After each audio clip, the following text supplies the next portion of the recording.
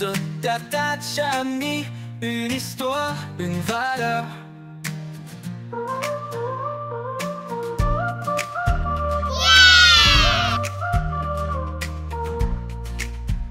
Vous suivez Amani et le secret de la graine d'espoir.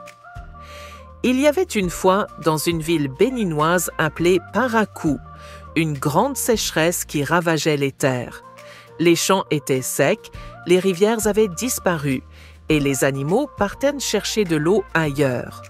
Les habitants de la ville étaient tristes et désespérés, car leur récolte avait échoué et ils craignaient de ne pas survivre. Parmi eux vivait une petite fille nommée Amani. Son nom signifiait « paix » en swahili, et elle portait bien ce nom, car elle avait un cœur plein d'espoir et de courage. Alors que tout le monde perdait espoir, Amani refusait de baisser les bras. Elle croyait fermement qu'il y avait une solution, même si elle ne savait pas encore laquelle. Un soir, alors que le soleil rougeoyait à l'horizon, Amani alla rendre visite à sa voisine Maman Mariette. Maman Mariette était connue pour sa grande sagesse et ses contes mystérieux. En voyant la tristesse dans les yeux d'Amani, elle lui tendit une petite graine enveloppée dans un tissu coloré. « Cette graine, dit-elle d'une voix douce mais ferme, est une graine d'espoir. Plante-la au centre du village et prends soin d'elle avec foi. Mais souviens-toi, pour qu'elle pousse, tu dois croire en elle, même si tout semble perdu. » Amani prit la graine, curieuse mais aussi sceptique. Elle se demanda comment une si petite graine pouvait sauver son village. Pourtant, elle décida de suivre les conseils de Maman Mariette. Le lendemain matin, Amani alla au centre-ville et planta la graine dans le sol sec et craquelé. Les habitants de la ville, qu'on appelle les Parakois, la regardèrent avec étonnement. « Pourquoi perds-tu ton temps avec cette graine ?» lui demandèrent-ils. « Le sol est trop sec et la pluie ne viendra jamais. » Mais Amani répondit avec un sourire. « Je crois en cette graine et je crois qu'elle peut apporter quelque chose de beau. Je ne sais pas comment, mais je vais continuer. » Chaque jour, Amani allait arroser la graine avec l'eau qu'elle trouvait, même en petite quantité. Elle lui parlait doucement et la protégeait des vents secs. Pourtant, rien ne semblait pousser et certains habitants se moquaient d'elle. « Abandonne, Amani, disait-il, rien ne poussera jamais ici. » Mais Amani ne se laissait pas décourager. Elle se souvenait des mots de Maman Mariette. La foi, c'est croire même quand on ne voit rien. Après plusieurs semaines de patience, alors que la ville de Parakou sombrait davantage dans le désespoir, quelque chose d'incroyable se produisit.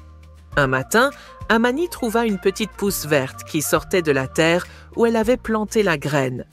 Elle bondit de joie et appela tous les habitants. « Regardez, la graine a poussé !» s'écria-t-elle. Les Parakois, émerveillés, s'approchèrent pour voir la petite plante. Ils n'en croyaient pas leurs yeux.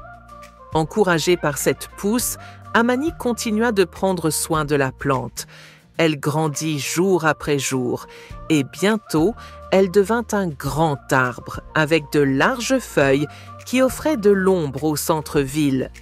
Mais ce n'était pas tout. Une nuit, de grosses gouttes de pluie commencèrent à tomber du ciel. Les Parakois dansèrent sous la pluie, pleurant de joie.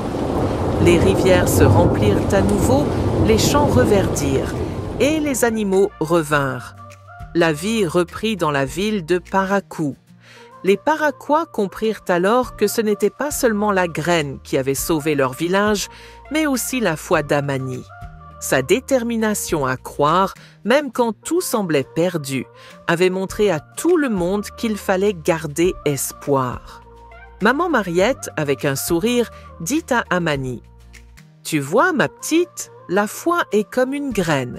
Elle commence petite, mais si tu crois en elle et que tu en prends soin, elle peut grandir et accomplir des miracles. » Le grand arbre devint un symbole pour la ville et Amani fut reconnue comme une héroïne.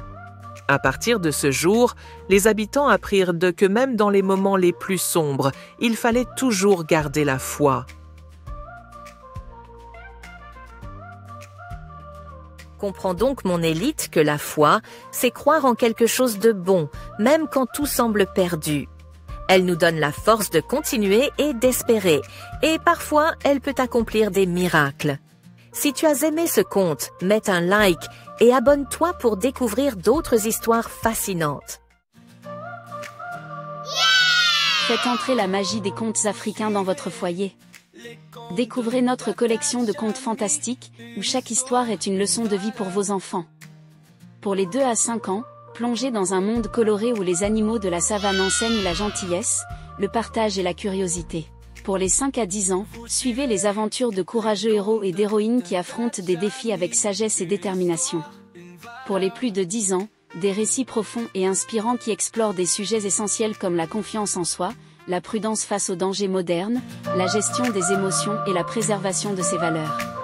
Vous suivez les contes de Tata Chami, une histoire, une valeur.